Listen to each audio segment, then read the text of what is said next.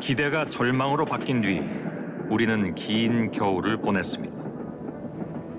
무너진 정의를 다시 세울 수 있을 것인가? 방법은 달랐지만 고민은 같았습니다. 그리고 다시 돌아온 이 봄. 한 표의 가치가 더욱 무거워진 지금, 우린 또 한 번의 중요한 선택을 앞두고 있습니다. 역시나 그 책임은 우리의 몫. 그래서 다시 국민, 그래서 다시 민주주의.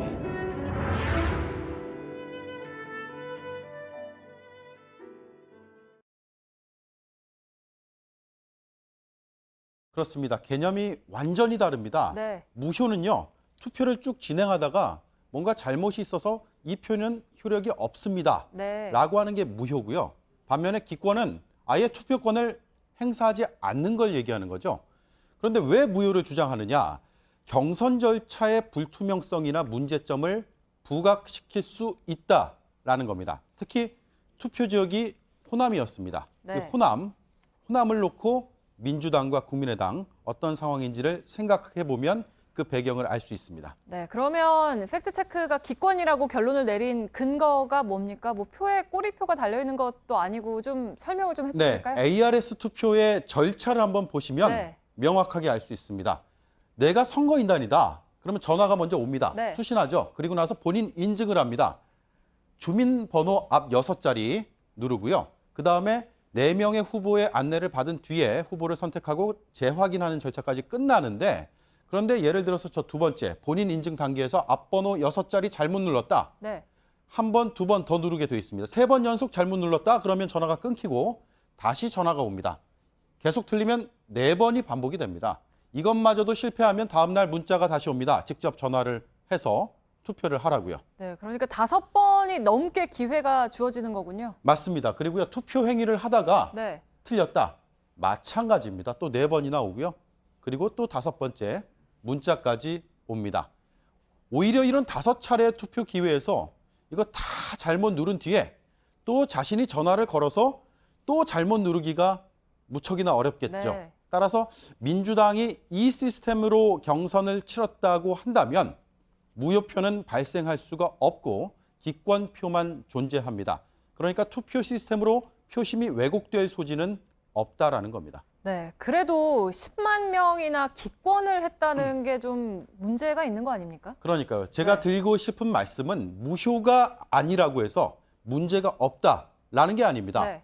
ARS의 선거인단이 되려면 이름 넣어야 되고요. 주민번호, 주소, 휴대전화번호, 본인 명의여야 됩니다. 반드시 적어야 되고, 그리고 본인 인증 절차를 거칩니다. 경선 참여에 적극적이지 않으면 굳이 이런 까다로운 절차까지 거치면서 등록을 할 필요가 없겠죠. 그런데 이렇게 등록해놓고 정작 투표날 되어서는 10만 명, 무려 32%나 투표권을 포기한 겁니다. 네. 개인 사정도 있겠죠. 하지만 모집 과정에 문제가 있었던 건 아닌지 논란 불가피합니다. 네, 그 부분은 좀 더 취재를 좀 해봐야 될 것 같고, 그리고 오늘 팩트체크에서 또 하나 확인할 내용이 있죠. 네. 홍준표 경남지사와 관련된 내용인데 지금 재판 중이잖아요. 근데 만약에 대통령이 되면 어떻게 되는 겁니까? 만약을 전제로 한번 해보겠습니다. 유승민 바른정당 대선 후보가 자유한국당 후보와의 연대 가능성에 대해서 이렇게 얘기했거든요. 들어보시죠. 1심에서 1년 6개월 징역형 유죄를 받은 사람입니다. 2심에서는 무죄를 받았죠. 대통령이 된 다음에 그 법원에 재판을 받으러 가는 그런 상황은 저는 입장이 이해가 안 됩니다. 네, 그러니까 홍 지사가 대통령이 되더라도 송화정 리스트 재판을 받으러 법원에 가야 한다, 뭐 이런 얘기인 거죠? 네. 저 발언은 저희는요, 절반은 사실, 절반은 사실이 아니다. 이렇게 판단을 했는데, 네. 현직 대통령의 기소는 안 되게 돼 있잖아요. 그런데 재판에 대한 규정은 없습니다. 네. 그래서 법조계 해석이 중요한데 반반으로 확 갈립니다. 첫 번째, 직무 수행에 지장을 주지 않는 헌법 취지에 따라서 재판은 임기 종료까지 중지된다. 반면에 대법원은 서면 심리 위주여서 상관이 없다. 대통령이 되기 이전 사유이므로 계속된다. 팽팽합니다. 네, 그러면 이 두 번째 해석대로 된다고 했을 거 가정을 해서 만약에 네. 유죄가 나오면 어떻게 되는 겁니까? 뭐 일단 무죄를 추정해야겠지만 그게 원칙이지만 네. 가정을 거듭해서 말씀드리면 금고 이상의 형이 나오면 대통령직은 없어집니다. 그리고 보궐선거를 다시 해야 됩니다. 네. 그러니까 재판 중에 출마하는 게 적절하느냐 이제 논란이 계속 이어질 것으로 보입니다. 팩트체크 오대영 기자였습니다.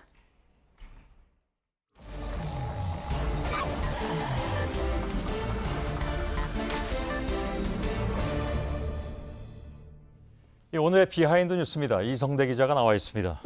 첫 번째 키워드 열죠. 네, 첫 번째 키워드입니다.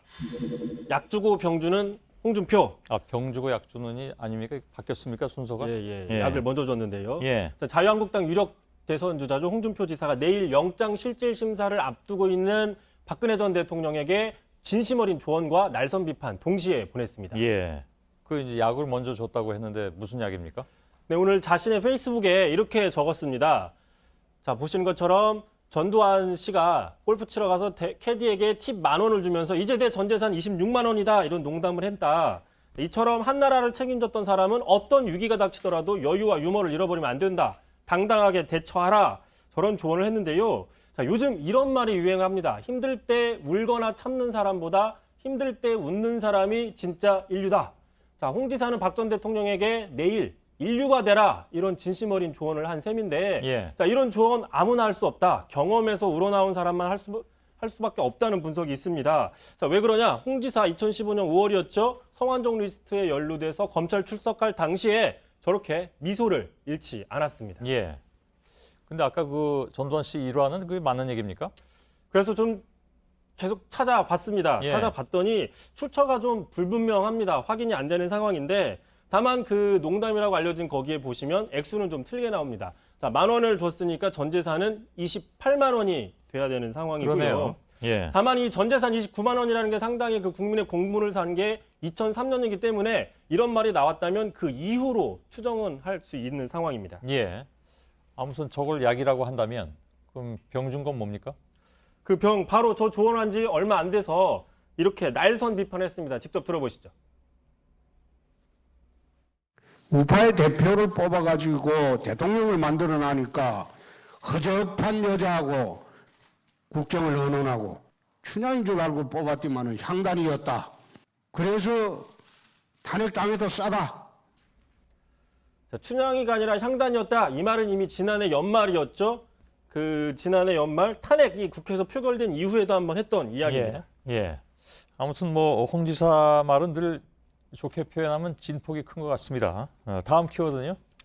자, 두 번째 키워드입니다. 속마음 들킨 국민의당. 국민의당 지금 대선 후보 경선이 한창 진행 중인데 오늘 최고위에서 사실상 안철수 전 대표를 대선 후보로 결정한 듯한 발언들이 막 나와서 논란이 있었습니다. 예. 자, 박지원 대표 일단 이렇게 얘기를 했습니다. 자, 문재인 후보와 우리 당 후보가 오차 범위 내에서 우열을 가리지 않는다. 또 문병호 최고위원도 비슷한 이야기를 했는데 자, 이 말들의 근거가 된 게 뭐냐면 어제 보도가 됐던 한 여론조사 보도입니다. 보시는 것처럼 문재인 안철수 양자 대결 오차 범위 접전이다. 저런 보도가 나왔는데 하지만 응답률이 3.4%로 너무 낮아서 정확한 분석이 힘들다는 게 지금 전문가들의 분석이고요. 예. 10% 이상은 돼야 된다. 뭐 이런 의견들도 있습니다. 예.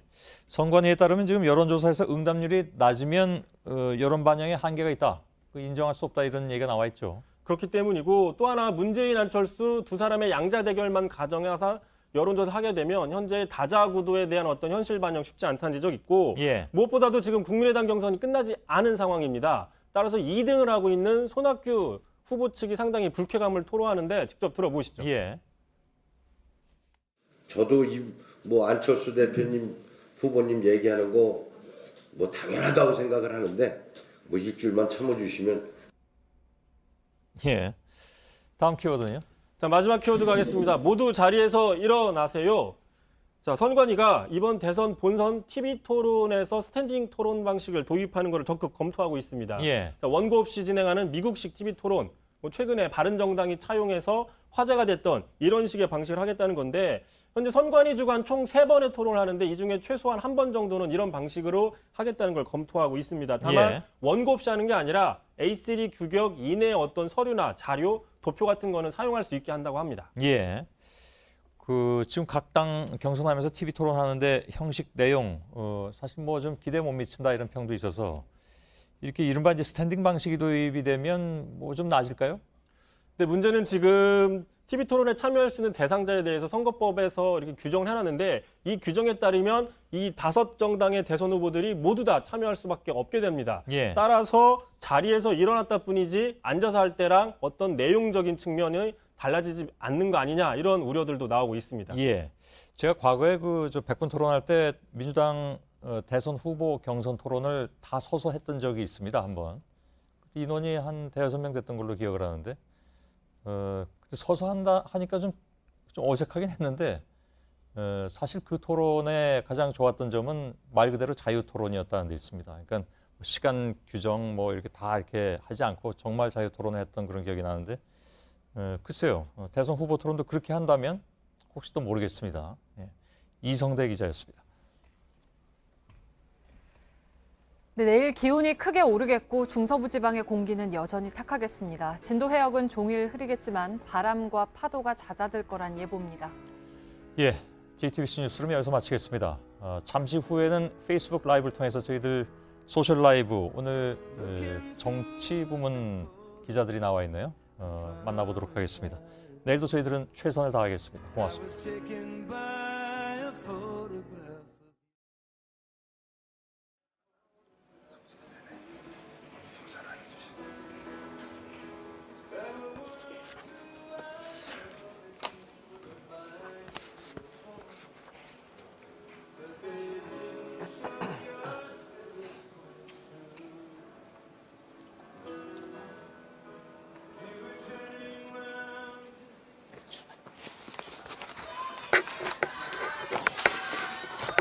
안녕하세요.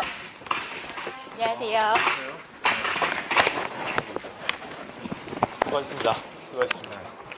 왜 긴장을 하고? 오늘 두 사람이 나오나요? 예. 안나경 씨는? 안내경 씨도 여기 좀 있을 겁니다. 아, 여기 좀 있어요? 예. 제가 할 질문이 있어서요. 네. 네. 이거 마이크 이렇게 같이 쓰면 되죠? 네. 네. 오케이. 가시기 전에 먼저 질문을 하나 하고 보내드려야겠습니다. 저희가 오늘도 그렇고 최근에 집중적으로 가짜뉴스 문제점을 이제 집중적으로 보도를 해드리고 있는데 네. 뭐 윤영탁 기자나 저도 그렇고 국회를 출입하고 취재를 하다 보니까 이 소셜미디어를 통해서 가짜뉴스를 상당히 많이 받아보고 있거든요. 네. 손 선배도 이 소셜미디어 활발히 하시고 뭐 기자들이랑도 자주 소통을 하시는데 손 선배도 가짜뉴스를 좀 많이 받아보시는지. 네. 기자들하고 소통은 주로 이제 잔소리를 할 때 좀 하는 편이긴 하죠. 미안합니다. 덜컥덜컥 내려앉죠. 사장 카톡, 선배 카톡 받으면. 미안합니다. 대폭 줄일 수 있도록 노력하겠습니다. 아닙니다. 좋습니다. 아, 그래요? 네. 저한테 가짜 뉴스는 저는 별로 받아본 것 같진 않아요. 굉장히 많이 돌고 있다는 얘기는 들었는데 제가 직접 받아본 기억은 그렇게 별로 없는 것 같은데요. 따지고 보면 아까 왜 정재훈 기자가 보도할 때 이미 다 소개를 해드렸지만 그 내용이 제가 많이 또 등장을 하잖아요. 그렇죠. 예, 저를 뭐 어떻게 해야 된다라는 얘기까지. 네.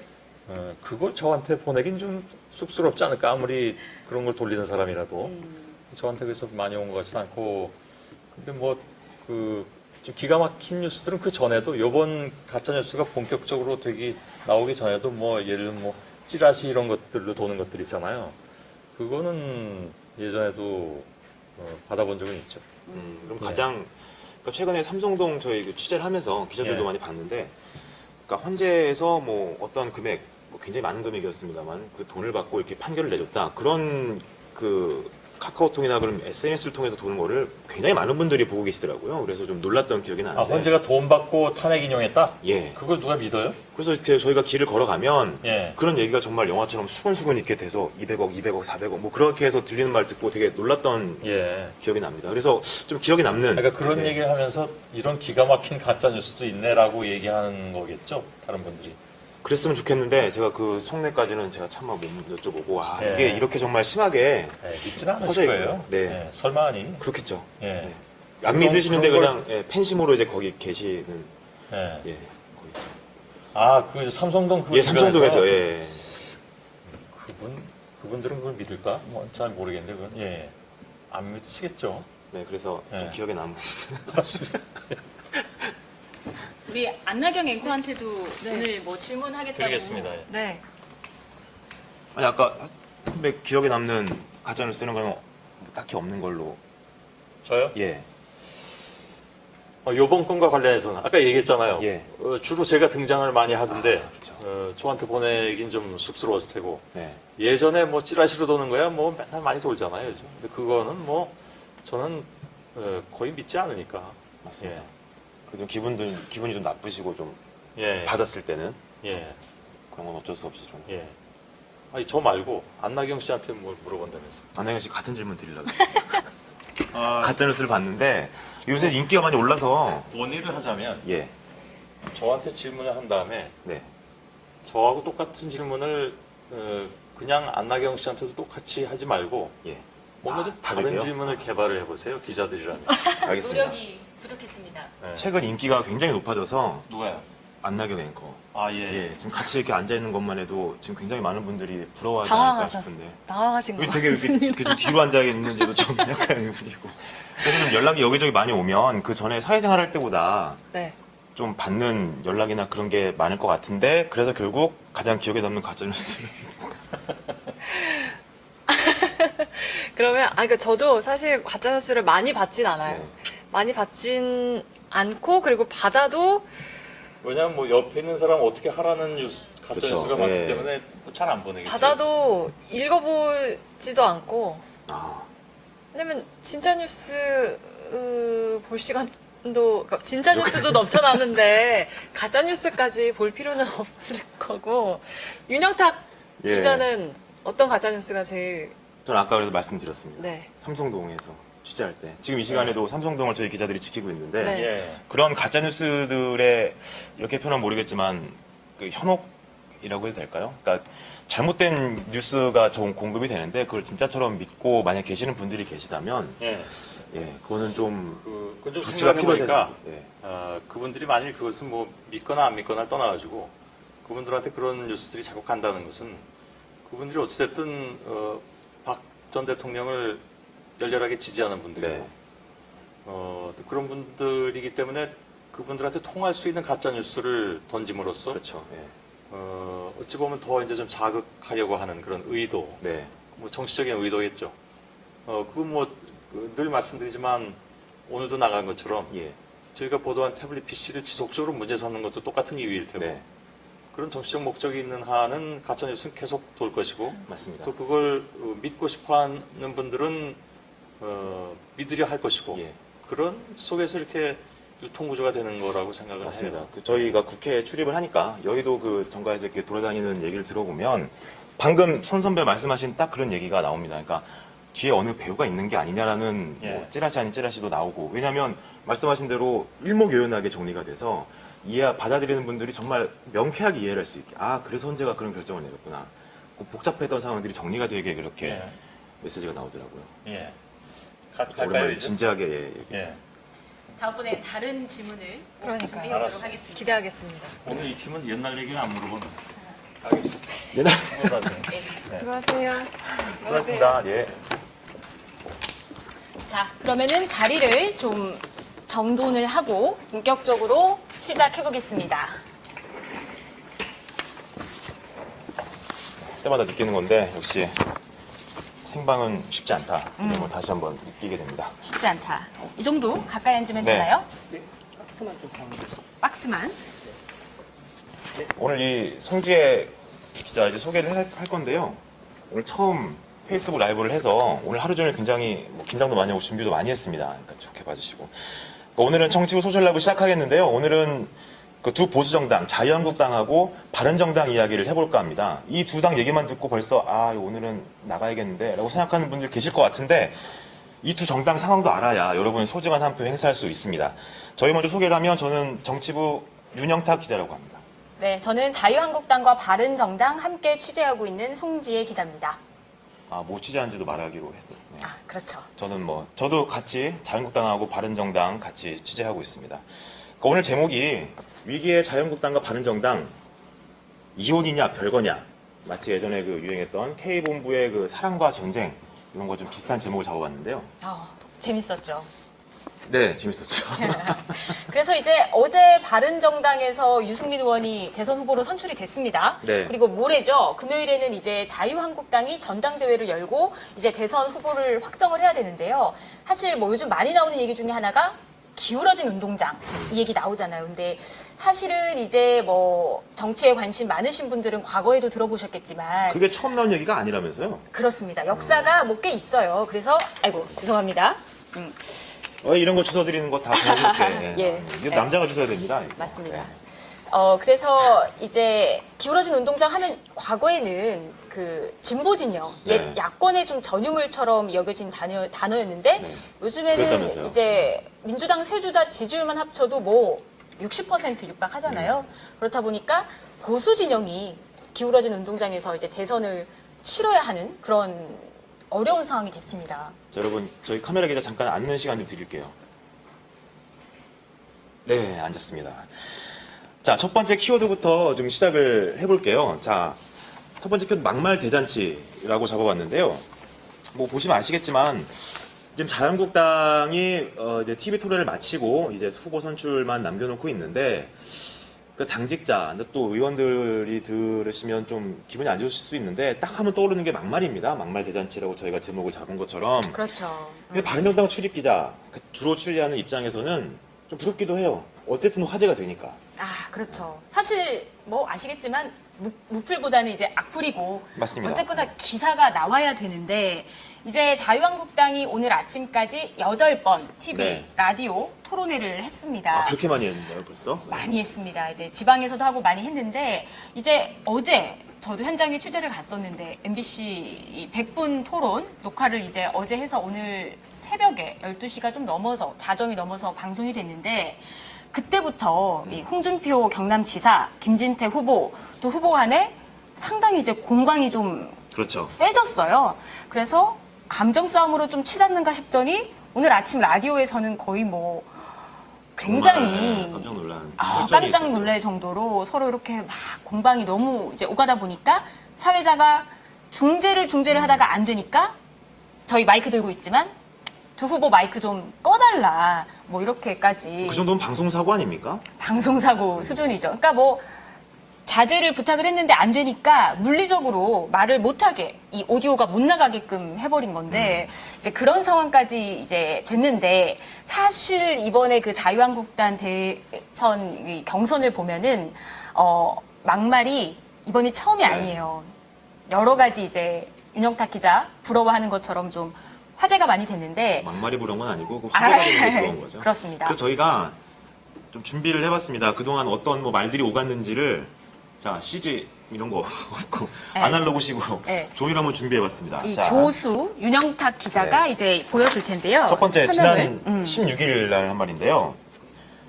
홍준표 예. 경남지사가 네, 지금 제가 읽어드릴게요. 애들 얘기해서 열받게 하지 말아라. 성대모사죠, 성대모사. 저 아는 기자가 잘 따라해서 해볼게요. 아, 예. 걔는 내 상대가 아니다. 뭐 이런 어. 앞으로는 안 하겠습니다. 자, 이런 예. 말을 했는데 무슨 말입니까 이거? 그러니까 이제 이 얘기가 왜 나왔냐. 이제 홍준표 경남지사. 자, 경남지사입니다. 그런데 이 대선 출정식을 대구 서문시장에서 하겠다 이렇게 얘기를 하니까 이 친박계 김진태 후보가 아니 박 전 대통령을 지워야 한다더니 왜 박 전 대통령 상징으로 알려져 있는 대구에 가서 서문시장에 가서 출정식을 하느냐 이렇게 이제 기자회견 했죠. 그러니까 애들이 그러면? 그렇죠. 홍 지사가 이제 기자들이 물어봤어요. 아 김진태 후보가 이런 얘기 했다 지사님한테라고 했더니 애들 얘기해서 열받게 하지 마라. 그러니까 애들은 이제 김진태 의원을 얘기하는 거고 걔도 네. 김진태 의원이죠. 걔는 걔는 찰진 네. 내 상대가 아니다. 걔는 내 상대가 아니다. 이렇게 얘기를 했죠. 이때가 김진태 후보가 이게 출마 선언을 한 다음 그렇죠. 인가요? 예. 그렇죠. 같은 이제 후보 입장인데 굉장히 좀 기분이 나빴겠네요. 그렇습니다. 다음 말 좀 볼까요? 이번엔 김진태 의원이 다음 날 한 말입니다. 애들은 가라니 무슨 벤장사인가? 네, 이렇게 얘기했네요. 좀 더 실감나게 살려주셔야 되는 거 아닌가요? 김진태 의원은 아직 연습을 못해서. 예. 뭐 이제 이 단어 보시면은 이제 뭐 시골 장터에서 좀 연세가 있으신 분들은 딱 떠오르는 그 목소리가 있을 텐데. 다시 다시 재도전. 애들은 가라 뭐 이런 거 말씀.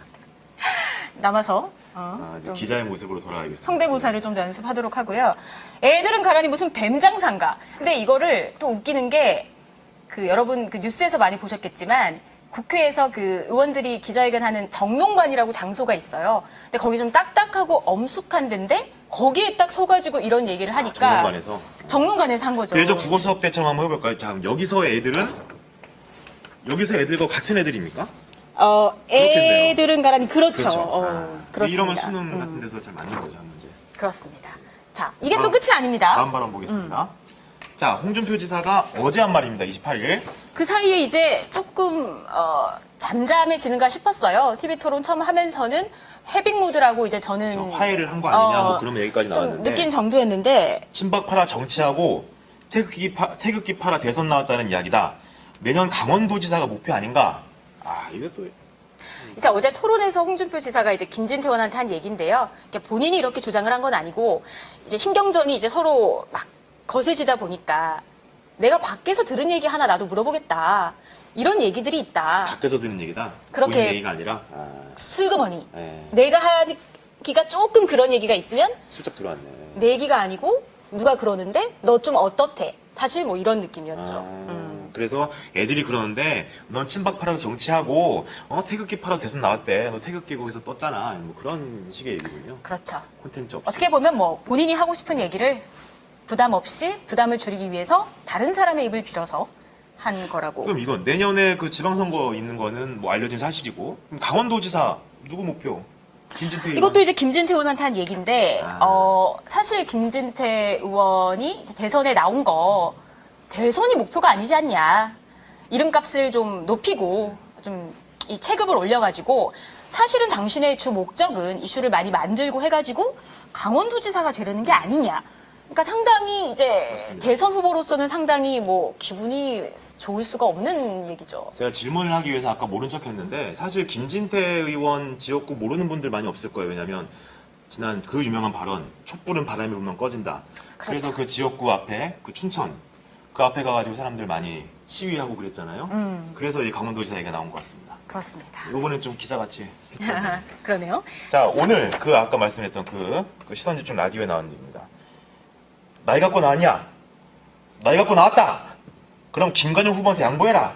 야, 이건 뭐 나이 얘기고 어른들 자주 하는 거죠. 예. 그렇죠.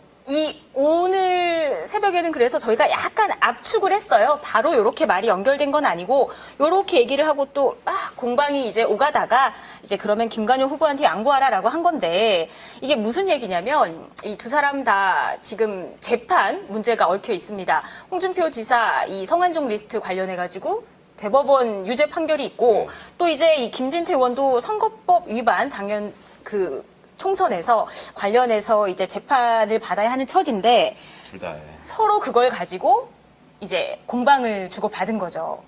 내 걱정하지 말고 김 의원 재판 걱정이나 해라. 이런 식으로 좀 격화되다 보니까 공방이 막 오가니까 난데없이 나이 얘기가 나왔군요. 나이 얘기가 이제 왜 나왔냐. 이 홍준표 지사가 기분이 많이 상한 거죠. 네. 내가 경험도도 많고 나이도 더 많다라고 했더니 이제 김진태 의원이 그렇죠.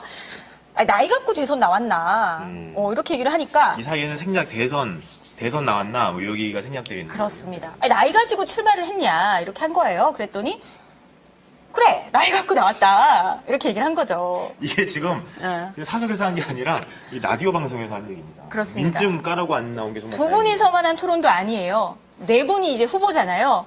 근데 자, 이제 그러면 김관영 후보는 왜 나온 겁니까? 왜 나왔냐 그랬더니 받았잖아요. 그래 나 나이 갖고 나왔다라고 의문의 했더니 일패네, 의문의 일패. 그러면 아이고 자꾸 이거 저보고 주달라고 하시네. 아이고, 좀 이따 달겠습니다. 자, 그랬더니 김관용 후보가 이 한국당 네 분의 이 후보 중에 제일 고령이에요. 아니, 나이 가지고 뭐 나왔다고 하니까 그러면 우리 넷 중에 나이가 제일 많은 사람한테 양보를 그러면은 해라. 이렇게 받은 김관영 거죠. 후보가 대선 나가라. 뭐 그런 말로 그렇죠. 나이 가지고 할 것 같으면 그렇게 해라. 오늘 내용 얘기인데 짧게 좀 해볼게요. 새 여자 만나 살림 차리라고 키우던 애들을 구박해서 쫓아내려는 거냐? 과격합니다. 과격합니다. 이게 오늘 이것도 정용관 기자회견에서 한 말인데요.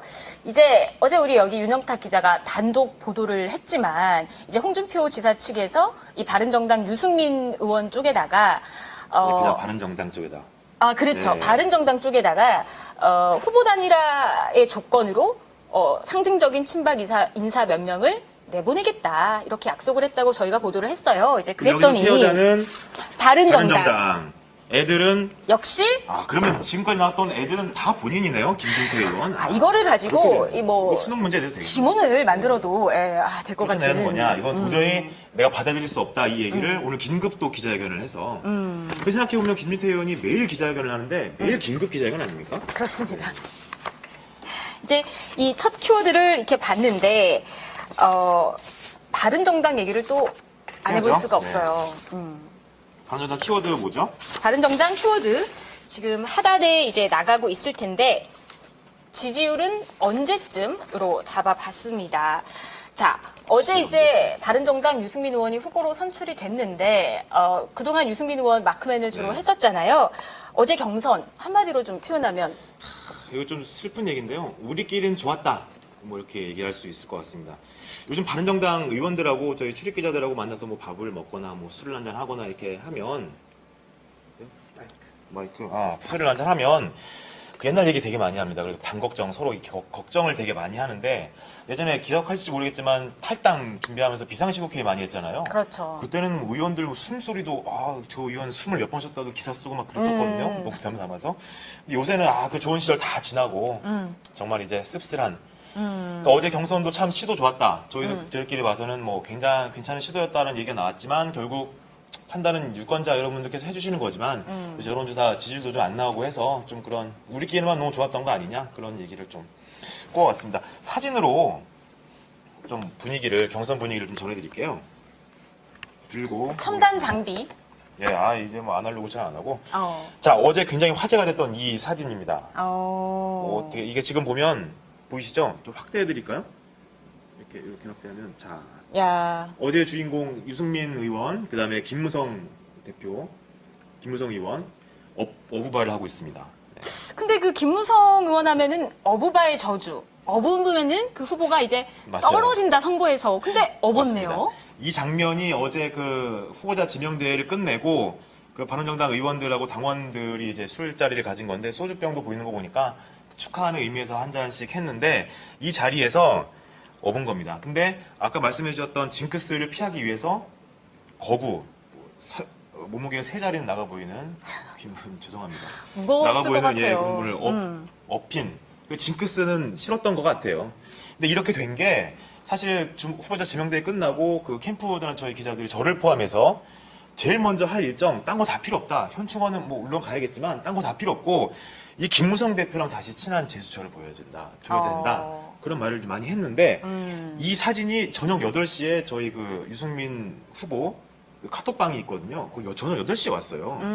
실시간으로 보낸 거죠. 네, 그래서 참 정말 이제 잘하고 싶구나라는 생각이 좀 들었습니다. 그렇구나. 뭐 다른 사진들도 좀 네. 준비한 게 있다면서요? 일로 안 넘어가네요. 자 이거 보시면 어제 그 경선 때 후보자 대회 할 때 세워볼까요? 굉장히 그렇죠. 이제 목청을 높이시는 것 같은데 지금 어떤 장면이죠? 화난 거 아닙니다. 그러니까 어제 경선도 그 TV 토론 사진 있나요? 사진이 있었는데 좀 순서상 빠진 것 같습니다. 어쨌든 그 아까 저희 뉴스룸에도 잠깐 소개가 됐지만 이 바른정당 그 경선 때 후보 토론회가 굉장히 좀 주목을 받았습니다. 그러니까 자켓 벗고 원고 없이 서서 그렇죠. 네, 미국 후보 토론회처럼 진행을 한 걸 굉장히 주목을 받았는데 이 바른정당도 그 사실을 굉장히 잘 알고 있어요. 자랑스러워하고. 그래서 어제 경선 때 정견 발표도 후보가 약속이 난 듯 이렇게 그러니까 이게 후보 토론회가 아니라 어제 정견 발표할 때 모습입니다. 한 명씩 따져서 좀 얘기를 보면 참고로 다시 한번 강조드리지만 화난 거 아닙니다. 강조하는 겁니다. 노래하시는 것 같기도 하고. 노래는 뒤에 다시 나옵니다. 자, 유승민 의원도 하품하는 거 아니고요. 이것도 역시 강조하는 겁니다. 자켓 벗고 원고 없이 얘기를 했습니다. 되게 인상 깊었던 게 야구 얘기를 했어요. 유승민 의원이 야구 좋아하는 거 혹시 알고 계셨어요? 잘 몰랐어요. 네, 잘 모르시는 분들 많습니다. 이게 몸이 좀 약간 호리호리하고 키도 좀 작고 그래서 잘 모르는데 야구 굉장히 좋아하고 홈런을 실제로 경기에서 쳤던 경험이 있고 본인도 그 얘기를 굉장히 자주 합니다. 그래서 어제도 내가 홈런 친 기억이 있습니다 이러면서 문재인 대표 전 대표랑 붙어도 이길 수 있다 그런 말을 하면서 이제 이게 근데 그 얘기가 물론 26년 전 얘기라는 게 좀 함정이긴 하죠. 네, 좀 빨리 진행해 보겠습니다. 이거 실수로 넣었는데 자, 이분 누군지 아시죠? 유담? 예. 이름도 아시네요. 그렇습니다. 유승민 대표 딸인데 어제 저기 기자석 굉장히 멀리 앉았는데 기자들이 한 번에 찾더라고요. 한눈에. 제가 한 5분 동안 이렇게 찾았는데 못 찾아서 사람들이 되게 욕했던 또 그런 기억이 납니다. 아버지 응원을 하기 위해서 나온 사진. 근데 개인적으로 유승민 후보는 딸 얘기하는 거 별로 안 좋아하니까 넘어가겠습니다. 그렇죠. 네. 자. 이게 그 노래하는 사진. 네. 딱 봐도 사진만 봐도 여러분 노랫소리가 좀 들리지 않으십니까? 네. 이게 정견 발표 때 노래를 불렀어요. 네. 신선하네요. 그러니까 전체적으로 역전 드라마를 쓰겠다라고 하는 게 좀 주제였는데 찬조연설을 내가 뭐 듣겠다 이렇게 말을 하면서 찬조연설은 여러분께 드리겠습니다 하더니 갑자기 본인이 작년에 그 경기도에서 열린 한 콘서트에서 노래를 부르는 장면을 틀어주더니 다 같이 부르자 노래를 부르는 건데 아시는 분들 많겠죠? 그대 걱정하지 말아요. 그대 아무 걱정. 소심하게 노래를. 그런 노래 아실 겁니다. 누구 노래죠 이게? 본뜻 생각이 안 나는데요. 역시 이런 질문 서로 짜지 않았다는 거 다시 말씀드리면서 자 그렇게 하면서 그 홍수환 그 권투 선수 아시죠? 4전 오기 했던 영상도 보여주고 정말 그러면서 역전의 드라마를 꿈꿨다고 했는데 결과가 이렇게 나와서 좀 뭐 아쉽기도 하고 안타깝기도 했습니다. 그러니까 남경필 지사도 원고 없이 그리고 아예 그냥 원고를 외운 것도 아니고 그 캠프에서 단어 몇 개만 주고 20분을 이렇게 연설을 했다고 해요. 그래서 캠프 사람들도 굉장히 놀랐다는 말을 한 걸로 기억납니다. 그렇군요. 하지만 결과는 냉정하게 유승민 후보의 승리로 돌아갔죠. 네. 자 이거 여러분들 아는 분들 많을 댄스 겁니다. 타임. 이게 과거고 이게 어제입니다. 자세는 똑같죠? 맞습니다. 어제 또 쳤습니다. 잘 모르시는 분들도 있을 것 같아요. 바른정당의 김성태 의원입니다. 탄핵 그러니까 최순실 국정농단 사건 국회 청문회 할 때 청문회 위원장으로서 국조특위위원장으로 굉장히 명성을 날렸는데 바른정당 사무총장을 하면서 이쪽은 그 바른정당이 창당할 때부터 야심차게 준비한 뭐 랩 배틀, 그 랩 그런 뭐 서바이벌 같은 게 있었는데요. 1위 공연을 할 때 한 20초 정도 춤을 췄어요. 근데 그게 마치 이제 뭐가 좋다고 이렇게 춤판을 벌이냐라고 해서 약간 또 씁쓸했던 기억이 나는데 어제 이게 지금 다 당원들 다 투표를 하러 간 사이에 그 투표를 하고 개표한 사이에 축하 공연이 있었는데 역시 여기서 수상한 랩 부분에서 수상한 그 분들이 축하 공연을 할 때 무대 위로 올라가더니 또 즉흥적으로. 네, 선글라스 눈이 너무 희번떡해서 그거를 좀 인지를 했는지 선글라스를 끼고 또 이렇게 이 춤을 췄던. 친하시죠? 그런 말 해도 괜찮으시죠? 죄송합니다. 네. 나한테 이제 전화 자주 하니까요. 이렇게 말했다는 거. 근데 이제 어제 유승민 의원이 결국 당선이 됐는데 이 질문 기자들이랑 질의응답을 하는데 뭐 단일화 질문이 좀 많이 나왔다고요? 맞습니다. 그러니까 어쨌든 공당의 후보가 원내 그 교섭단체 4당 중에 그래도 처음으로 이제 당선이 돼서 당선이란 표현이 좀 이상하긴 하지만 이제 당의 후보로 결정이 됐지 않았습니까? 근데 기자들이 이제 끝나고 기자회견을 하는데 당 후보 단일화, 보수 후보 단일화 얘기가 너무 많이 나와서 뭐 질문을 듣는 기자들도 좀 약간 당황스러웠고 계속 비슷한 대답을 해야 되는. 그러니까 예를 들면 뭐 자유한국당과의 단일화는 어떠냐? 물어보면 다음에 국민의당과는 어떠냐? 뭐 그런 식으로. 또 누군 이렇게 말했는데 어떠냐? 그래서 이 부분도 유승민 의원이 나중에 뭐 지지율도 올라가고 사람들이 뭐 더 좋아하시게 되면 좀 다른 질문, 또 정책적인 질문 이렇게 나오지 않을까 싶습니다. 자, 3번째 키워드로 넘어가야 될 것 같아요.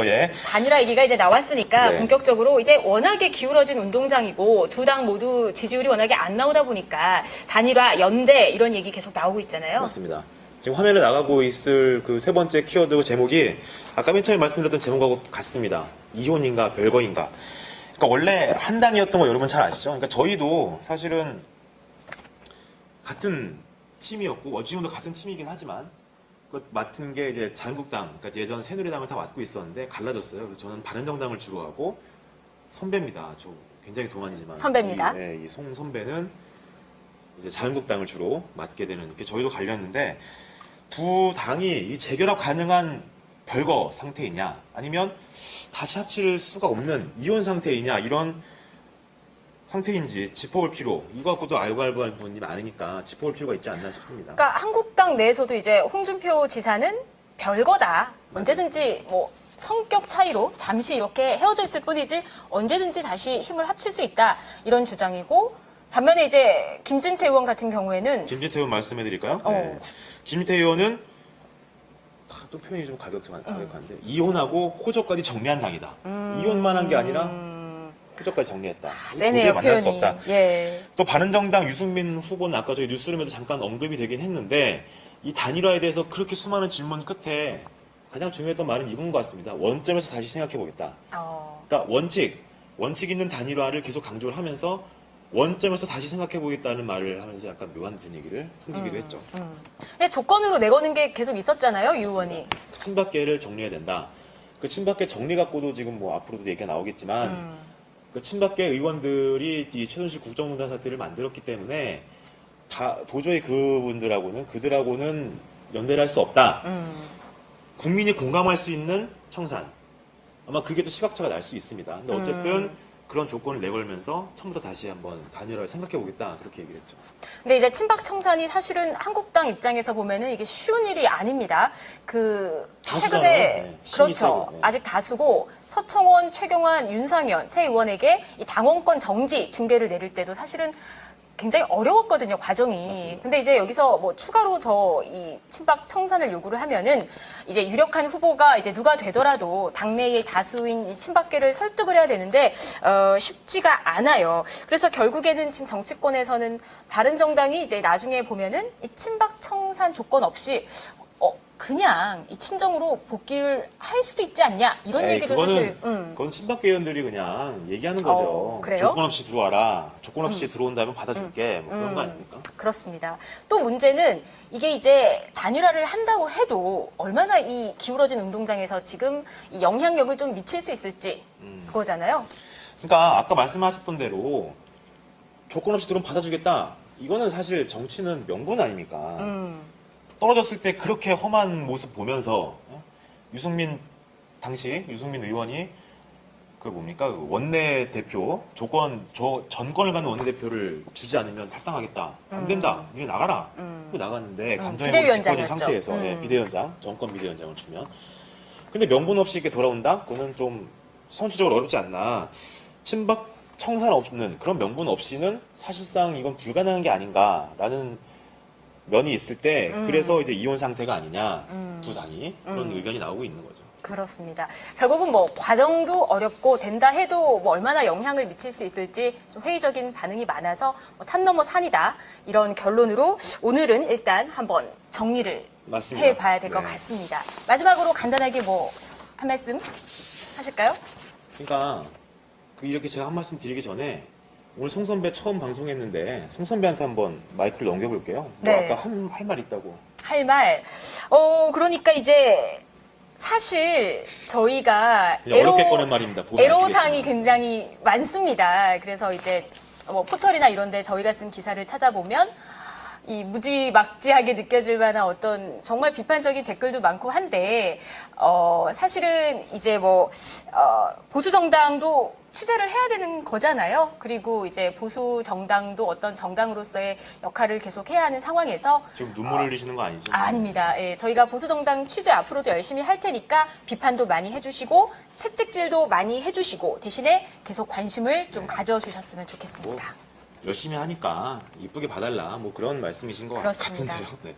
그럼 마무리 멘트를 이제 좀 해야 되는데 시작할 때 사랑과 전쟁 같다고 했잖아요. 사실 두 당이 지금 두 당이 꼭 뭐 단일화 해야 된다 그런 말은 아닙니다. 근데 단일화를 요구하는 목소리가 분명히 있는 것도 사실이고 두 당이 위기에 있는 것도 사실이니까 어찌됐든 이런 위기를 이렇게 진보랑 보수가 같은 균형을 이루면서 이렇게 정치가 있어야 건강하게 발전을 할 수 있다고 하는데 보수가 괴멸되는 거에 대해서 경계를 갖고 있는 건 사실이니까 어쨌든 이런 사랑과 전쟁 같은 이런 분위기에서 그 드라마에서 4주에 뵙겠습니다 이러고 인사를 했는데 저희가 그 4주에 뵙겠습니다 이렇게 인사를 하면 조기 대선이니까 끝나버릴 수가 있어요. 그래서 한 2주 어떻습니까?